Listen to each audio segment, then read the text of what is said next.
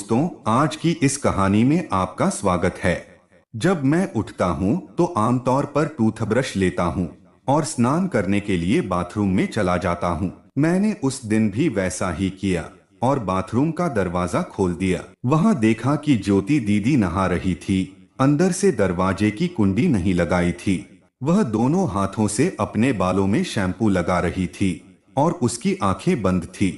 इसलिए उसे यह महसूस करने में थोड़ा समय लगा कि मैं उसके सामने खड़ा हूँ। उस पल मैंने जो देखा उसे मैं कभी नहीं भूल सकता। उस पोज में उसके वो दोनों दिख रहे थे और मैं उन्हें देख रहा था। उसने अचानक अपनी आंखें खोली, लेकिन उसे पता नहीं था कि क्या करना है। उसी समय मैंने बाथरूम का दरवाजा बंद कर दिया और अपने कमरे में चला गया।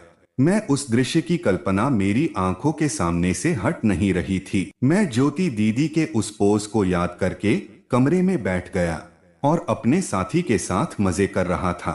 ऐसा करते समय अचानक ज्योति दीदी मेरे कमरे में आ गई। मैं घबरा गया और जल्दी से सब कुछ ढक लिया, लेकिन तभी ज्योति दीदी ने देख लिया कि मैं क्या कर रहा हूँ।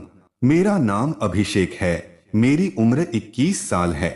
मैं दिखने में बहुत अच्छा तो लगता नहीं हूँ, लेकिन इतना भी बुरा नहीं था। मेरी आंखें और नाक कान ठीक है। ज्योति दीदी हमारे घर खाना बनाने और बर्तन धोने आती है। मैं उन्हें दीदी कहता हूँ। वह वहाँ हमारे घर के पास एक चाली में रहती हैं। वो रोज सुबह 7 बजे आती है। मेरा और पापा का टिफिन तैयार करती है।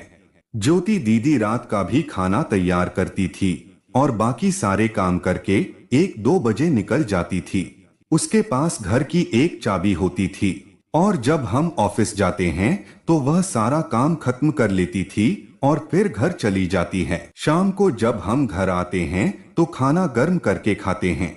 ज्योति दीदी देखने में बहुत सुंदर है। दोस्तों, अब वापस अपनी कहानी पर आते हैं। ये 6 महीने पहले की बात है। मैं उस समय जॉब पर नहीं था और मैं घर पर अकेला रहता था। बाबा ने एक बार कहा था, तुम ऐसा क्यों नहीं करते? अगर तुम यहाँ अकेले बोर हो गए हो तो कुछ दिनों के लिए गांव चले जाओ, अपने चाचा चाची के यहाँ। तुम्हें भी थोड़ा अच्छा लगेगा और मन तरोताजा महसूस करेगा। चाचा चाची भी खुश होंगे और तुम भी बोर नहीं होगे। बाबा के ऐसा कहते ही मैं तुरंत सहमत हो गया। अगली सुबह मैं रेलवे स्टेशन से ट्रेन में चढ़ गया और मेरे बगल वाली सीट पर एक गोरी खूबसूरत लड़की अकेली यात्रा कर रही थी। जैसे ही मेरी नजर उन पर पड़ी, तभी ट्रेन चल पड़ी और ठंडी हवा आ रही थी। वो झपकी ले रही थी और मैं उसे देख रहा था, जबकि उसने अपना